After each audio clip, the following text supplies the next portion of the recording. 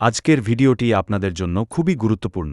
যাদের নাম ভোটার লিস্টে আন্ডার অ্যাডজুডিকেশন অর্থাৎ বিচারাধীন বা প্রক্রিয়াধীন অবস্থায় ছিল, তাদের জন্য একটি বড় আপডেট এসেছে।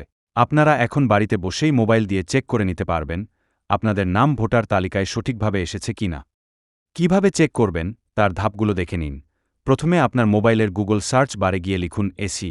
এরপর সার্চ রেজাল্টে আসা ভোটার্স সার্ভিসেস পোর্টাল বা ইসিআই এর অফিসিয়াল লিঙ্কে ক্লিক করুন। পোর্টালটি খোলার পর নিচের দিকে স্ক্রল করলে আপনি search your name in voter list নামে একটি অপশন পাবেন, সেখানে ক্লিক করুন।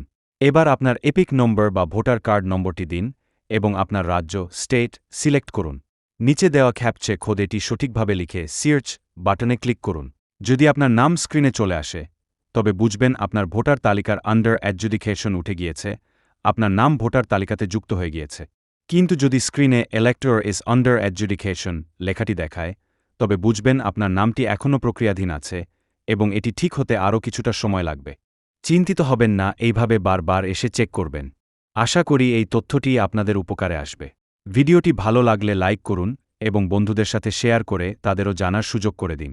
আরও আপডেটের জন্য আমাদের চ্যানেলের সাথেই থাকুন।